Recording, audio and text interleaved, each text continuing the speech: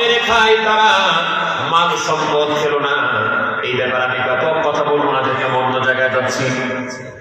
সংক্ষিপ্ত আকারে শুধু শোনায় নেই, আমার আল্লাহ বলেছেন যারা এতিমের হক মেরে খায় তারা তাদের পেটটা খাবার দিয়া ভরে নাই, তারা তাদের পেটটা জাহান্নামের আগুন দিয়া ভর্তি করে দিল। এতিমের হক মারবেন না, বিশেষ করে কোন এতিমকে ধমক দিবেন না। ফাআম্মাল ইয়াতীমা ফালা তাকহার। আল্লাহ পাক হাবিবকে বলছেন, হাবিব কোন এতিমকে কটু কথা বলবেন না, ধমক দিয়ে কথা বলবেন না। রাসূল পাক সাল্লাল্লাহু আলাইহি ওয়াসাল্লাম বলেন, কোন মানুষ যদি কোন এতিমের মাথায় হাত বুলিয়ে দিতে পারো, আমার উম্মত, কোন এতিমের মাথায় যদি তুমি শুধুমাত্র হাতটা বুলিয়ে দিতে পারো, তাহলে ওই এতিমের মাথাতে যতগুলি চুল থাকবে, পশম থাকবে, তোমার হাতের নিচে যতগুলি পশম করবে সম পরিমাণ সওয়াব আমার আল্লাহ তোমার আমলনামায় লিখে দিবে। শুধু হাতটা বুলিয়ে দিবে, তাহলে সেটা স্নেহ করতে হবে। এখন ছোটরা বড়দেরকে কি করবে? যারা মুরব্বি বেঁচে আছে, যুবকরা তোমরা কি করবা? তোমরা যখন রাস্তা দিয়ে হাঁটতেছো, রাস্তা দিয়ে চলছো, তখন শক্তি দিয়া এমন ভাবে হাঁটিও না যে মুরব্বীরা দৌড়ে পড়ায় যেতে বাধ্য হয়। এখন যুবকরা আমাদের গাড়ি চালায়, ঘোড়া চালায়, মোটরসাইকেল চালায়। যুবক কি রাস্তায় থাকবে? দৌড়ে কি বৃদ্ধ কি রাস্তায় থাকবে না? পালাতে দিশা পায় না। ডোন্ট মাইন্ড, যুবকদেরকে আমি বলছি, ডোন্ট মাইন্ড প্লিজ।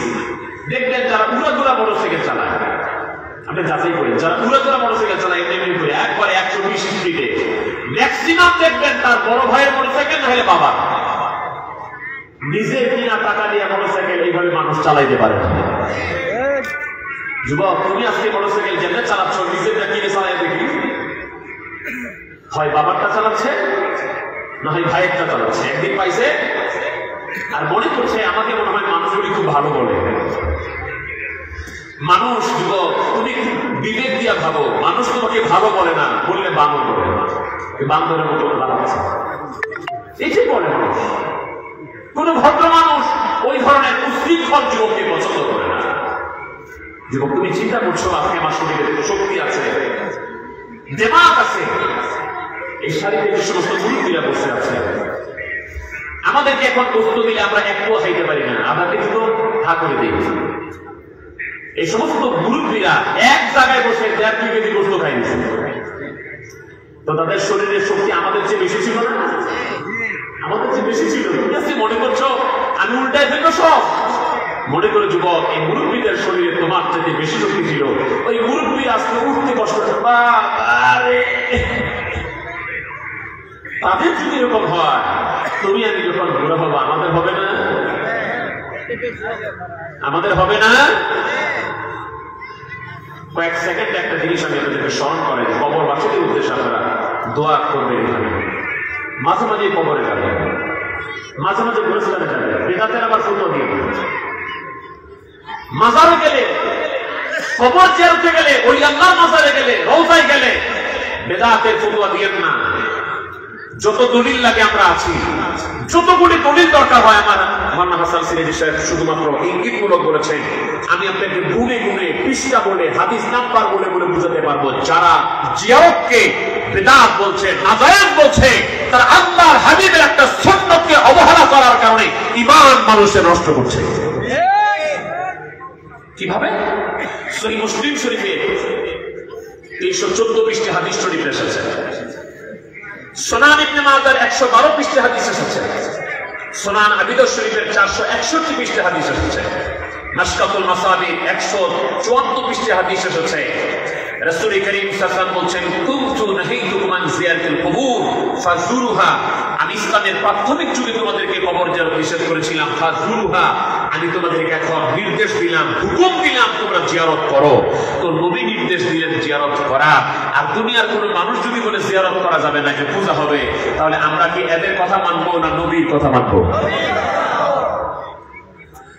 আল্লাহর হাবিবকে জিজ্ঞেস করি, ইয়া রাসূলুল্লাহ, ইয়া হাবিবাল্লাহ, আপনি বলে দেন, আপনি বলেন তো নবীজি, আপনি তো বললেন জিয়ারত করার কথা, আমি জানতে চাই আপনি নিজে জিয়ারত করছেন কিনা। আম্মা জানা আয়েশা রাদিয়াল্লাহু তাআলা বলবেন, মুসলিম শরীফের 4974 নম্বর হাদিস, আম্মা জান আয়েশা রাদিয়াল্লাহু তাআলা বলেন, আমার রাসূল করিম সাল্লাল্লাহু আলাইহি ওয়াসাল্লাম আমি দেখতাম, অন্য হাদিসের দ্বারা প্রমাণ, আমার ঘরে যদি নবীজি থাকতেন আমি দেখতাম প্রত্যেক রাতের শেষ অংশে আমার দয়াল নবীজি তিনি তিনার ঘর মুবারক থেকে, হুজরা মুবারক থেকে বের হয়ে প্রতিদিন রাত্রে জান্নাতুল বাকি যায় জিয়ারত করতেন। একদিনের ঘটনা, আম্মা জান বলছেন একদিন আমার নবীজি তিনার কম্বল মুবারক থেকে বের হয়ে আমিও পিছনে বের হলাম, দেখি চিন্তা করে নবী যাই কই, গভীর রাত নবী যাই কই, আমি পিছনে পিছনে যেতে যেতে দেখি রাসূল পাক সাল্লাল্লাহু আলাইহি ওয়াসাল্লাম যেখানে আমার নবীজির এখন রওজা মুবারক, ওটাই আম্মা জান হুজরা মুবারক, ওইখানে ঠিক ওই জায়গার দক্ষিণ হালকা পূর্ব কোণের দিকে জান্নাতুল বাকি গুলিস্তান আমি গিয়েছি, আল্লাহ দেখিয়েছি। আম্মা জান আয়েশা বলেন আমি গেলাম, যাই দেখি রাসূল করিম সাল্লাল্লাহু আলাইহি ওয়াসাল্লাম জিয়ারত করে দুই হাত তুলে মুনাজাত করছেন। সুবহানাল্লাহ, দুই হাত তুলে কি করছেন? মুনাজাত করছেন, দোয়া করছেন। এখন কবরস্থানে যায়া, মাজারে যায়া হাত তুললে তথাকথিত ভাইরা বলে শিরক। আমাদের কথা ইন্টারনেটে যায়, ইউটিউবে যায়, আমরা অনেকগুলি টেলিভিশন চ্যানেলে কথা বলি, আমরা অনেকগুলি বই লিখেছি, যে কোনো জায়গা থেকে যে কেউ আমাদের কথাগুলিকে চ্যালেঞ্জ করতে পারে। আম্মা জান আয়েশা বলেন নবীজি দুটি হাত তুলে মুনাজাত করলেন, দীর্ঘক্ষণ হাত নামিয়ে ফেললেন, আবার হাত তুললেন, আবার দীর্ঘক্ষণ হাত তুলে মুনাজাত করলেন, আবার হাত নামিয়ে ফেললেন, আবার নবীজি হাত তুললেন, দীর্ঘক্ষণ মুনাজাত করলেন। আম্মা জান আয়েশা রাদিয়াল্লাহু তাআলা বলেন একবার নয়, দুইবার নয়, তিনবার আমার নবীজি জান্নাতুল বাকি গোরস্থানে যে হাত তুলে দোয়া করেছে। আমরাও গোরস্থানে যে দোয়া করতে পারি কি পারি না? আমরা বিভিন্ন ওলি আল্লাহর মাজারে যাই, পীরের মাজারে যাই, মা বাবার কবরে যাই, আল্লাহ পাকের হাবিবের রওজা পাকে যাই, সাহাবায়ে কেরামের মাজার শরীফে যাই। আমরা চাই কার কাছে? আল্লাহর কাছে। ওসিলা হলো আল্লাহ, ওসিলা আল্লাহ ওলিরা। ওসিলা যদি নাজায়েজকে প্রমাণ করতে পারে পৃথিবীতে যে ওসিলা করে দোয়া করা যাবে না, আমি আজীবন তার গোলামি করব। এক ভাইরাল ভাই, আমি নাম বলে কাউকে প্রমাণ করব না, এক ভাইরাল ভাই ওই কুষ্টিয়া দিকে ভাই, উনি বলছিল যে মানুষ মরে গেলে ওসিলা থাকে না, মানুষ মরে গেলে ওসিলা থাকে না। ওই কিশোরগঞ্জে যে ওয়াজ করছে যে জীবিত থাকলে ওসিলা থাকে, যদিও সে হাদিসগুলিকে বিকৃত করেছে অনেক মেয়েরা। ওই ভাই আবার এই কিছুদিন আগে রংপুরে যায় একটা মাহফিল, স্টেজে অসুস্থ হয়ে গেল, স্টেজে অসুস্থ হয়ে গেল। এবার জনগণ বলছে হুজুর মুফাসসির সাহেব আপনি তো অসুস্থ, ওয়াজ তো করতে পারবেন না, আমি কিন্তু দেখতে পাচ্ছি, আমি আসমানে আছি কিনা জমিতে ভাসতেছি আমি বুঝতে পারছি না। এখন জনগণ হুজুর দোয়া করে দেন, কি করবে? দোয়া শুরু করছে, দোয়া করতে করতে বলছে আল্লাহ আম্মা জান হযরতে হাওয়া আলাইহিস সালামের উসিলায় এবং মুহাম্মদুর রাসূলুল্লাহ সাল্লাল্লাহু আলাইহি ওয়াসাল্লামের উসিলায় আমাকে ভালো করে দাও। এবার নিজে জীবনে কইরা আছে কি উসিলা বলে, তাহলে উসিলাকে মানা, উসিলাকে স্বীকার করা। পৃথিবীর কোন মৌলবী নাই যে উসিলাকে নাজায়েজ বলতে পারে। বাংলাদেশে তো কওমি আলেমরা আছে, দেওবন্দি আছে, তাবলীগওয়ালা ভাইয়েরা আছে, হেফাজতওয়ালা ভাইয়েরা আছে, তাদের মুরব্বী যদি দেওবন্দের 5 জন আলেমের একজন ধরা হয়, তিনি হচ্ছেন খলিল আহমদ সাহারানপুরি সাহেব, খলিল আহমদ আম্বেটবি সাহেব। তিনি হচ্ছেন তাবলীগ জামাতের প্রতিষ্ঠাতা ইলিয়াস নাওয়াতি সাহেবের আসল পীর, একজন পীর। তিনি আল মুহান্নাদ আলাল মুফান্নাদে লিখছেন ওয়া উসুলু ফিউজিল বাতিনিয়াতি মিন সুরুরিহিম আও কুবুরিহিম ফায়াসিহু আলা তরিকাতিল মারুফিয়া। তিনি বলছেন আমাদের বিশ্বাস হচ্ছে, আমাদের আকীদা হচ্ছে, আমাদের মাসালা হচ্ছে, যেমনি ভাবে আল্লাহর ওলিরা তারা শরীয়তের জিন্দেগিতে পৃথিবীতে থাকলে তাদের সিনা মুবারক থেকে রূহানি ফয়েজ হাসিল করা যায়। তারা যদি রওজা পাকে চলে যায়, মাজার শরীফে চলে যায়, কবর শরীফে চলে যায়, ঠিক তেমনি ভাবে তাদের কবর শরীফ থেকে, মাজার শরীফ থেকে রূহানি ফয়েজ হাসিল করা যায়। জোরে বল আল্লাহু আকবার। তাহলে ওলি আল্লাহ ইন্তেকাল করলে আর তাদের কাছে যায় লাভ নাই, এটা হলো মৌখিক বানানো কথা। আসল মাসালার কথা হলো আল্লাহর ওলিরা যদি রওজা শরীফে মাজার শরীফে শুয়েও থাকে তাহলেও তাদের মাজার শরীফ থেকে রুহানি ফয়েজ নেওয়া যায়। আপনারা গুলিস্তানে যাবেন, এই কথাটা বলতে আমি চলে এসেছিলাম যে লাভ হবে কি যুবকরা এই কথাটা তুমি ভালো করে শোনো। আগামীকাল সময় হলে এই মহেশবাড়ির মধ্যপাড়ায় যে গোরস্থান আপনাদের আছে চলে যাবেন, যা দেখবেন পুরাতন কবর হয়তো চিনতে পারবেন না, নতুন কিছু কবর দেখবেন যেগুলি 6 মাস 1 বছর আগে মাটি দেওয়া হয়েছে। ওই কবরে দেখবেন একটা লম্বা কবর, মনে পড়ে যাবে আমার অমুক চাচা, তাকে এখানে 6 মাস আগে দাফন করে দেওয়া হয়েছে, বয়স হয়েছিল হয়তো 40 বছর। আর একটু পাশে দেখবেন আজকে কবর দেখা যায়, ওইখানে নজর করে দেখবেন এমন যুবক ওই জায়গায় শুয়ে আছে যার বয়স ছিল দুনিয়াতে 15 বছর। আপনাদের এলাকায় 10-15 বছরের মানুষ মরে নাই? মরে নাই ভাই? এই যুবক তোমার বয়স 20 বছর, কোন আশায় আছো যে আমার আরো সময় আছে? তুমি গুলিস্তানে যা দেখো না 15 বছরের মানুষ গুলিস্তানে শুয়ে আছে। আরেকটু পাশে চলে যাও, ছোট্ট একটা কবর দেখা যাবে, মনে পড়ে যাবে এই ছোট্ট কবর কে শুয়ে আছে রে, তখন মনে হয়ে যাবে এই ছোট্ট কবর একটা শিশু বাচ্চা শুয়ে আছে, যেই বাচ্চাটা দুনিয়ার আলো বাতাস ভালো মতো পায় নাই, জন্ম হয়েছে মাকে মা বলে ডাকতে পারে নাই, বাবাকে বাবা বলে ডাকতে পারে নাই, মা ডাকার স্বাদ নিতে পারে নাই, বাবা ডাকার স্বাদ নিতে পারে নাই, দুনিয়ার আলো বাতাস তার ভাগ্যে হয় নাই, তার আগেই দুনিয়ার থেকে বিদায় হয়ে কবরে চলে গেছে। এরকম আছে না ভাই? এই জন্য আমার রাসূল বলছেন তুমি জিয়ারত বেশি করে করো, কবরের কাছে বেশি করে যাও। দুনিয়া তোমাকে পাগল করে ফেলেছে, দুনিয়া তোমাকে বেকার করে ফেলেছে, তোমাকে মৃত্যুবরণ করতে হবে, একদিন দুনিয়া থেকে চলে যেতে হবে। এটা স্মরণ হবে যখন তুমি কবরে যাবা, যখন তুমি কবরের কাছে যাবা। যদি সেই লোকটা খবর হয় আল্লাহ ওলির খবর, আরেকটা লাভ আছে, বলবো ভাই আরেকটা লাভ আছে। আল্লাহ ওলির মাজার শরীফের কাছে গেলে মন চাবে হারে এই লোকটার জীবন ধন্য, তিনি যে বন্দেগী করেছেন, আল্লাহর কাছে প্রিয় হয়েছেন, আমিও নিয়ে ওইরকম হতে পারি। তখন তার ইবাদত করতে আগ্রহ, বন্দেগী করতে আগ্রহ হবে, জিকির করতে মন চাবে, তাসবিহ করতে ভালো লাগবে, নামাজ পড়তে মজা লাগবে। এই জন্য কবর জিয়ারতের দরকার আছে না নাই? করবেন, মাঝে মাঝে যাবেন। মুসআব ইবনে উমাইর নামক ওই যুবকটার কথা বলছিলাম। যুবক আমার নবীর দরজার সামনে দাঁড়ানো, মক্কার জমিনের সবচেয়ে দামি কাপড় ব্যবহার করে, মক্কার সবচেয়ে দামি আতর ব্যবহার করে। আর এই যুবকের অভ্যাস হলো প্রতিদিন সে 70 জন মেহমান ছাড়া খাবার খায় না। 70 জন মেহমানকে নিয়ে এই যুবক প্রতিদিন খাবার খায়। সোনার উপর প্রলেপ দেওয়া জগ থালা বাসন বাটিতে করে এই মেহমানগুলিকে খাবার দেয়। আর যেদিন যে মেহমানকে খাবার দেয় ওই মেহমানকে ওই সোনার উপর প্রলেপ দেওয়া ওই পাত্রগুলি যুবকটা হাদিয়া দিয়ে দেয়। এত ধনীর গুণা সে আমার দয়ার নবীর হুজরা ওই দারুল আরকামের দরজার মধ্যে দাঁড়ানো। সাহাবীরা চিন্তা করে এদিক ওদিক তাকাচ্ছে, চিন্তা করে আমার পাশে গুলিগুলো বেলাল, আম্মা, ইয়াসার, এই ধরনের গরিব গরিব মানুষ, কিন্তু আজকে এই দরজার মধ্যে দামি যুবকটা, মক্কার জমির সবচেয়ে দামি যুবকটা দাঁড়ানো। সাহাবীরা আশ্চর্য হয়ে গেছে যে এই যুবকের কি এখানে থাকার কথা?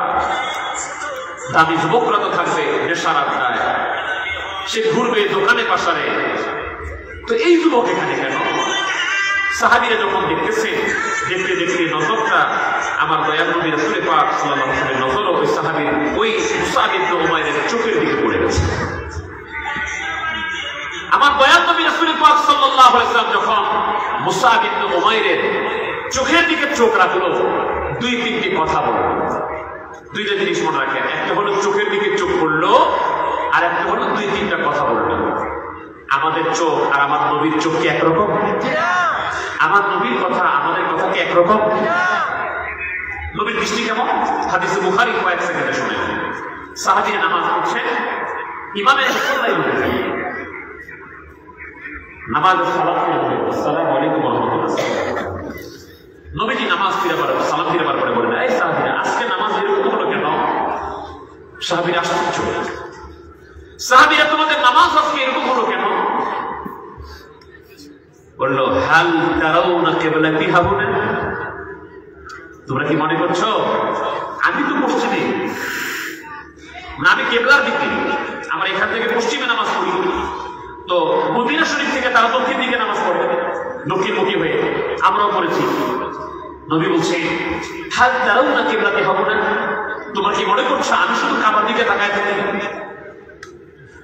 ফাওয়াল্লাহি মা ইয়াখফা আলা খুশুওয়াকুম ওয়ালা রুকুওয়াকুম ইন্নী লারাকুম মিন ওয়ারাই যাহরিন।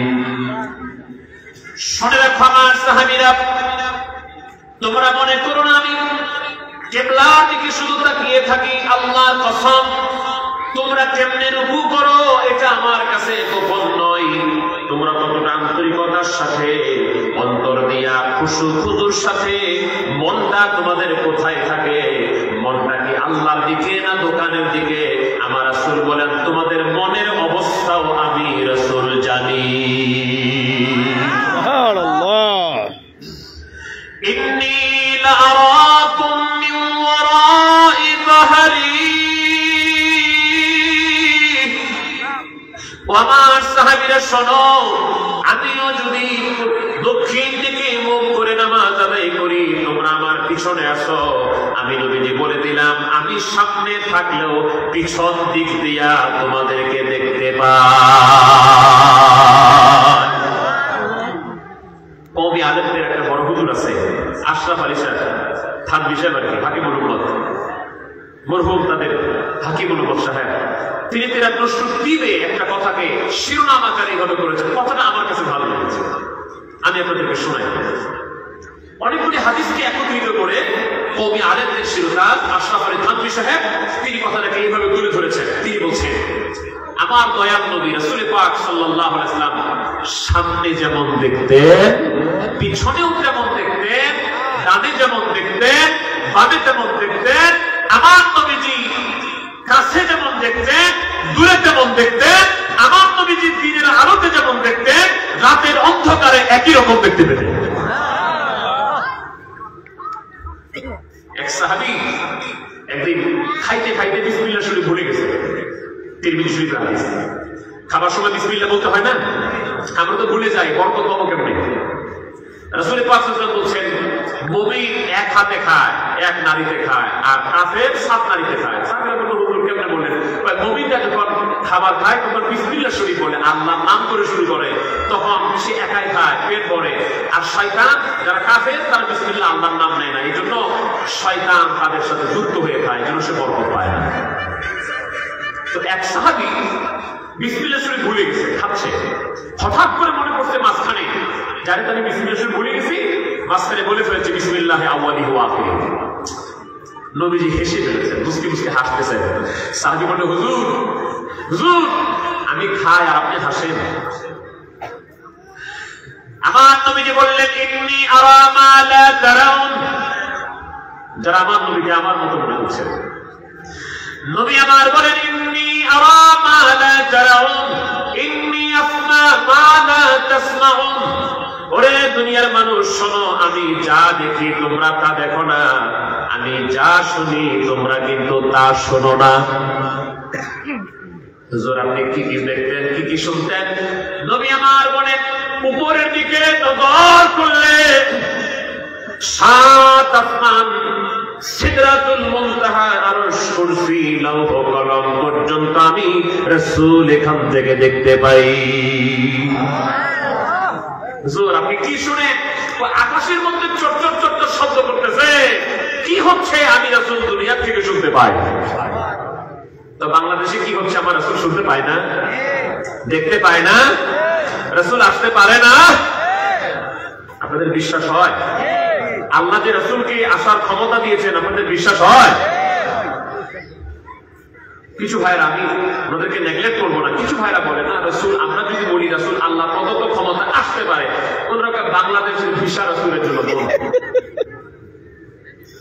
ইন্ডিয়াতে আসতে পারে, বাংলাদেশে আসতে পারে না। কেমনে? ইন্ডিয়াতে ওনাদের একটা মাদ্রাসা আছে, দারুল উলুম দেওবন্দ।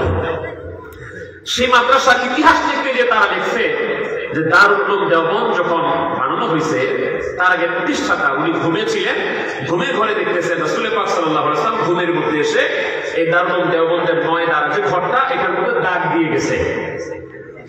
তো সকালবেলা ঘুম থেকে উঠে আমরা ওই জায়গায় দাগ দেখতে পাইছি। আমার কথা হলো, রাসূল যদি ওখানে না আসতেন তাহলে দাগ দিল কে? আর যদি এটা সত্য না হয় তাহলে আজীবন মিথ্যা কথা প্রচার করছেন, তাহলে এটাকে অস্বীকার করতে পারবেন না। আর স্বীকার করলেও বলতে হবে রাসূল আল্লাহর প্রদত্ত ক্ষমতায় আসতে পারে। তো রাসূল যদি ইন্ডিয়াতে আসতে পারে, বাংলাদেশ সরকারকে আমার রাসূলের ভিসা বন্ধ করে দিছে। রাসূল কি খালি ইন্ডিয়ার নবী? রাসূল কি খালি আরবের নবী? وما أرسلناك إلا رحمة للعالمين। আমার আল্লাহ বলেন, আমি আল্লাহ পাক যতটুকুর জন্য রব, আমি আল্লাহ পাক যতটুকু পালন করি, লালন করি, আমার রাসূল ওই সমস্ত কিছুর জন্য রহমত। সাহাবী কয়, হুজুর আমি খাই আর আপনি হাসেন। রাসূল বলছেন, আমি যা দেখি তুমি তা দেখো না, আমি যা শুনি তুমি তা শোনো না। হুজুর কি দেখলেন? আমি দেখতেছিলাম যখন বিসমিল্লাহ শরীফ ছাড়া খাচ্ছিল তখন শয়তান তোমার সাথে খাচ্ছিল, মাঝখানে যখন তুমি বিসমিল্লাহ শরীফ বলা শুরু করলা তখন শয়তান দৌড় দিছে, আমি এই জন্য দেখে হেসে ফেলেছি। তাহলে আমরা যা দেখি, রাসূল যা দেখেন, এটা কি একরকম ভাই? একরকম। আমার রাসূল বলেন, আমি পিছনের সামনে যেমন দেখি পিছনেও তেমন দেখি। নবীজি দেখা হলো এরকম। ওলি আল্লাহদের একটা দেখা আছে না? ওলি আল্লাহরা যখন দেখে, তারা কি আমাদের মতো খালি দেখে? ওলিদের দেখা কামেল মুকাম্মেল মুমিন তারা। হাদিসে তিরমিজি শরীফের দ্বিতীয় খণ্ডের 145 পৃষ্ঠায় এসেছে, নবীজি বলছেন, ইত্তাকু ফিরাসাতাল মুমিন ফাইন্নাহু ইয়ানজুরু বিনুরিল্লাহ। তোমরা মুমিনে কামেল আল্লাহর ওলিদের চাহনি শক্তি, দৃষ্টি শক্তিকে ভয় করো, কারণ তারা আল্লাহর নূর দিয়া দেখতে পায়। এইজন্যই তো হুজুরে গাউসুস সাকালাইন গাউসে পাক মহিউদ্দিন আব্দুল কাদের জিলানী গয়লানী বাগদাদী রাদিয়াল্লাহু তাআলা বলেন, আজকে বিশ্বের হুজুর কাদেরিয়া তরিকা, এই কাদেরিয়া তরিকার সম্রাট হুজুরে গাউসুস সাকালাইন মহিউদ্দিন আব্দুল কাদের জিলানী রাদিয়াল্লাহু তাআলা বলেন, ও দুনিয়ার মানুষেরা শোনো, নাযারতু ইলা বিলাদিল্লাহি জামাআন কা খারদালাতিন আলা হুকমিল ইত্তিসাল। কাসিদে গাউসিয়ার মধ্যে তিনি বলেন, আমি যখন আল্লাহর সৃষ্টির দিকে নজর দিলাম, আমি গোটা আল্লাহর সৃষ্টি মাখলুকাতটাকে একটা সরিষা দানার মতো দেখতে পেলাম। তিনি বলেন, দুনিয়ার মানুষেরা শোনো, আমাকে আল্লাহ পাক এই ক্ষমতা দান করেছেন, আমি পৃথিবীর পশ্চিম প্রান্তে যদি থাকি আর আমার কোন মুরিদ যদি পৃথিবীর পূর্ব প্রান্তে তার ঘুমের ঘরে কাপড়টা ওলট পালট হয়ে যায়, আমি মহিউদ্দিন আব্দুল কাদের জিলানী আমার পূর্ব পাশের অবস্থানরত মুরিদানদের কাপড়টা আমি পশ্চিম প্রান্ত থেকে হাত বাড়ায়া ঠিক করে দিতে পারি। কিভাবে করে? অনেক মানুষ এটা বিশ্বাস করে না। আমি একটা বুখারী শরীফের হাদিস কয়েক সেকেন্ড আপনাকে শোনাই দিই।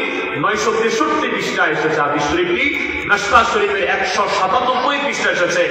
আমার আল্লাহ নিজে বলছেন, কুনতু ইয়াদাহুল্লাতী ইউবতিশু বিহা, আমি আমার ওলিদের হাত হয়ে যাই যে হাত দিয়ে আমার ওলিরা ধরে। জোরে বলেন আল্লাহু আকবার।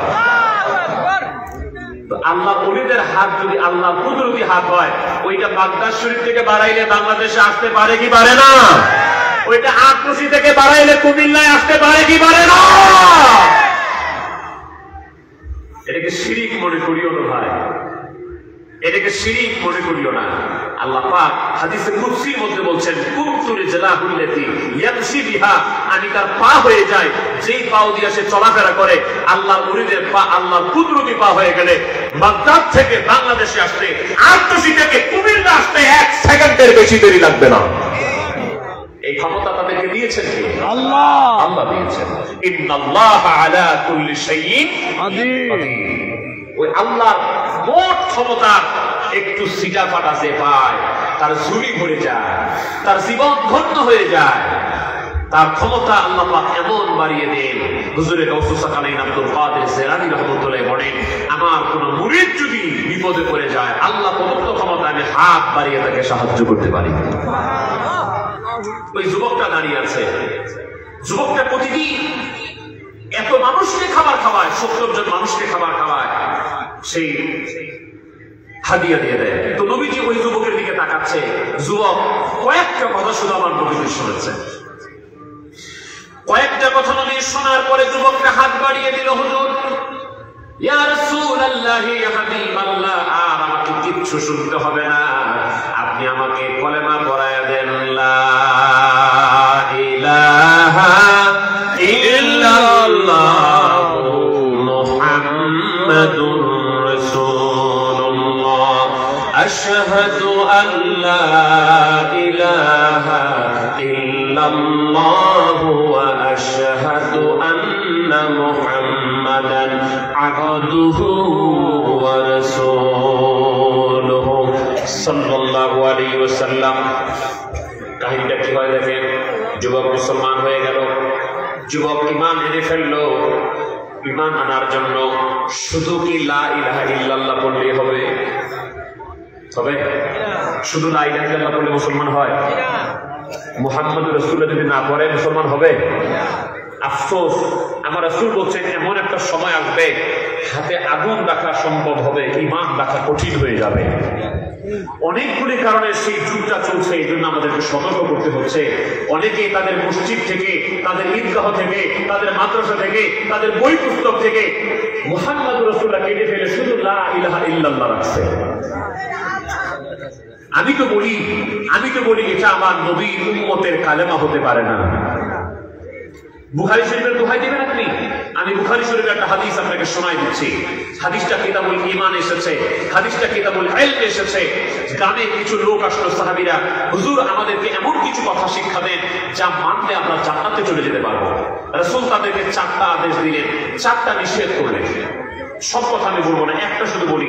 তার প্রথম কথা হলো আনতুমিনা বিল্লাহি ওয়াহদা। আমার রাসূল বললেন এক আল্লাহর উপর ঈমান আনো। কয় আল্লাহর উপর ভাই? আমাদের আল্লাহ কয়জন? সকলে বলেন আমাদের আল্লাহ কয়জন? আল্লাহ ছাড়া মাবুদ নাই,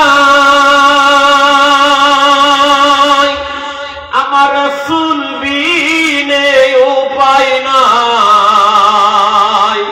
সেই রাসূলকে পাইতে হলে কামেল ওলির দোয়া চাই, লা ইলাহা ইল্লাল্লাহ, লা ইলাহা ইল্লাল্লাহ, লা ইলাহা ইল্লাল্লাহ মুহাম্মাদুর রাসূলুল্লাহ। যার সিলাই পয়দা হইলি তোরা তারে কেন ভুলে গেলি? ওরে নবীর উপর দুরূদ পড়, কলবে মাওলার জিকির কর, লা ইলাহা ইল্লাল্লাহ, লা ইলাহা ইল্লাল্লাহ, লা ইলাহা ইল্লাল্লাহ মুহাম্মাদুর রাসূলুল্লাহ সাল্লাল্লাহু আলাইহি ওয়াসাল্লাম। নবী আমার বললেন, তোমরা যদি সোজা জান্নাতে যেতে চাও 4টা আদেশ করব, 4টা নিষেধ করব। তার প্রথমটা হলো আনতুমিনা বিল্লাহি ওয়াহদা, এক আল্লাহর উপর তোমাদেরকে ঈমান আনতে হবে। এই কথা বলার সাথে সাথে আমার নবীজি বললেন, আমি সহিহ হাদিস বুখারী শরীফের হাদিস আপনাদেরকে শোনাচ্ছি। নবী আমার বললেন, হাল তাদরুনা মাআল ঈমান বিল্লাহি ওয়াহদা। পরে সাহাবীরা, তোমরা কি বুঝলা নাকি এক আল্লাহর উপরে ঈমান আনার মানে কি? কথা কিন্তু আরবিতে বলছে। আবার নবী প্রশ্ন করলেন, হাল তাদরুনা মাআল ঈমান বিল্লাহি ওয়াহদা, তোমরা কি বুঝতে পারলা? তোমরা কি অনুধাবন করতে পারলা যে এক আল্লাহর উপরে ঈমান আনার মানে কি? সাহাবীদের আদব দেখেন, সাহাবীরা বলছে আল্লাহু ওয়া রাসূলুহু আ'লাম।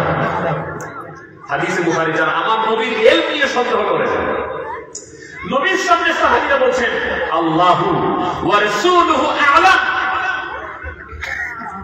আল্লাহ নবীর সাহাবীরা নবীর সামনে বললেন আল্লাহ ভালো জানে আর আল্লাহর রাসূল ভালো জানে।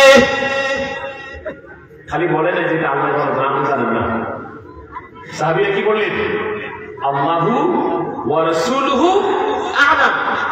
হাদিসে বুখারী যারা সহিহ হাদিস পড়ে থাকে, এটা তো সহিহ হাদিস, কই এই হাদিসটা তো শুনি না যে সাহাবীরা বলতো আল্লাহ ভালো জানে রাসূল ভালো জানে। সাহাবীরা বললেন আল্লাহ ভালো জানে রাসূল ভালো জানে। আমার নবীজি বললেন এক আল্লাহর উপর ঈমান আনতে হলে তোমাকে বলতে হবে আনতা শাহাদা আল্লাহ ইলাহা ইল্লাল্লাহ ওয়া আন্না মুহাম্মাদার রাসূলুল্লাহ। যেভাবে তোমাকে বলতে হবে এক আল্লাহ ছাড়া কোনো মাবুদ নাই, এক আল্লাহ ছাড়া কোনো ইলাহা নাই, তোমাকে যেমনি ভাবে এক আল্লাহর কথা বলতে হবে সাথে সাথে বলতে হবে মুহাম্মদ সাল্লাল্লাহু আলাইহি ওয়াসাল্লাম আল্লাহর রাসূল।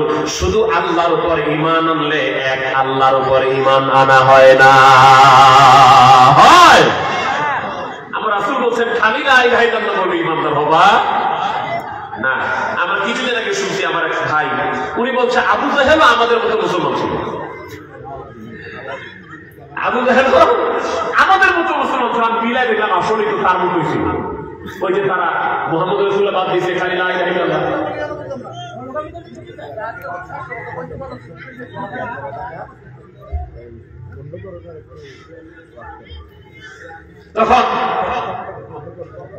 তখন জি জি জি আমাদের ঈমানটাকে মজবুত করার জন্য, আমাদের কনফিডেন্স লেভেলটাকে, আমাদের সবগুলো যে দলিল ভিত্তি, তো আমরা দেখলাম যে আল্লাহর উপর ঈমান আবু জাহেলের ছিল, এবং শুধুমাত্র আল্লাহর উপর ঈমান, নবীর উপর ঈমান, নবীকে যারা মানে না তারা ঠিক আবু জাহেলের মতোই খালি আল্লাহকে মানে। আমরা কি শুধু আল্লাহকে মানতে চাই? আমরা আল্লাহকে যেমন মানি রাসূল হিসেবে আমরা নবীকেও মানি। তাহলে যেখানে থাকবে লা ইলাহা ইল্লাল্লাহ ওইখানেই থাকবে মুহাম্মাদুর। এটা ছেড়ে আমরা অন্য কোথাও যেতে চাই না, অন্য কিছু বুঝতে চাই না। নতুন মত, নতুন পথ আমাদের দরকার। মুসআব ইবনে উমাইর বলল হুজুর পড়ায় দেন। কলেমা পড়ে মুসআব ইবনে উমাইর মুসলমান হয়ে গেলেন, ঈমান আনলেন। ঈমান আনার পরে আল্লাহর হাবিব বললেন মুসআবে ঈমান আনলে এরপরে প্রথম কাজ হলো নামাজ আদায় করতে হয়। নবী আমার ইমামতি করেন, মুসআব ইবনে উমাইর তার পিছনে নামাজ শুরু করে দিলেন। কাবা শরীফের চাবি যার কাছে, তার নাম হলো উসমান ইবনে তালহা। সে তখন মুসলমান হয় নাই। উসমান ইবনে তালহা মুসআব ইবনে উমাইর বাড়িতে চলে গেছে, বাড়িটা পাশাপাশি, তাদের একই মহল্লায় বাড়ি। সন্ধ্যার দিকে মুসআব ইবনে উমাইরের মায়ের কাছে উসমান ইবনে তালহা গিয়ে বলছে মুসআবের মারে শোনো শোনো শোনো, তোমার সন্তান মুসআব তো অকাম করে ফেলছে একটা, তোমার মুসআব ইবনে উমাইর তো একটা ব্যতিক্রমধর্মী কাজ করছে, বিপথে চলে গেছে। ওই আমার মুসআব ইবনে উমাইর কি করছে? ওই মুসআব ইবনে উমাইর মুহাম্মদ সাল্লাল্লাহু আলাইহি ওয়াসাল্লামের কাছে কলেমা পড়ে মুসলমান হয়ে গেছে। সে কি বিপথে গেছে? বিপদ থেকে সুপথে আসছে। মুসআবের মা কয় উসমান ইবনে তালহা তুমি কেমনে জানলা আমার সন্তান মুসলমান হয়েছে? উসমান ইবনে তালহা কয় আমি নিজ চোখে দেখেছি, আমি আমার নিজ চোখে দেখেছি মুসআব ইবনে উমাইর মুহাম্মদ সাল্লাল্লাহু আলাইহি ওয়াসাল্লামের পিছনে নামাজ আদায় করছে। আমরা মুসলমান, আমাদের নামাজ দরকার আছে না নাই? নাকি আমরা নামাজ ছাড়াই মুসলমান? তরিকা দিলে নামাজ লাগে না? কোন পীরের কাছে মুড়ি ধরে নামাজ লাগে না? ওলি আল্লাহর কাছে, কামেল পীরের কাছে, কামেল মোকাম্মেল ওলি আল্লাহর কাছে মুরিদ হলে নামাজ আরো বেশি লাগে। কেমনে লাগে? ফরজ লাগে, ওয়াজিব লাগে, সুন্নত লাগে। ওলি আল্লাহরা, কামেল মোকাম্মেল আল্লাহর ওলিরা আপনাকে নফল নামাজও বেশি করে করতে বলে।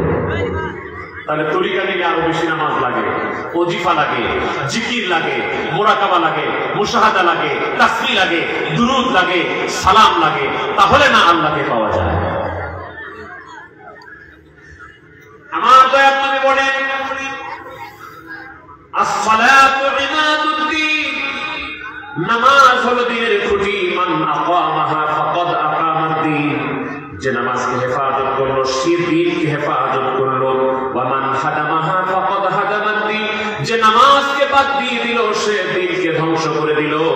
আমার রাসূল পাক সাল্লাল্লাহু আলাইহি ওয়াসাল্লাম একদিন মসজিদে নববী থেকে বের হয়ে শীতের শেষের দিকে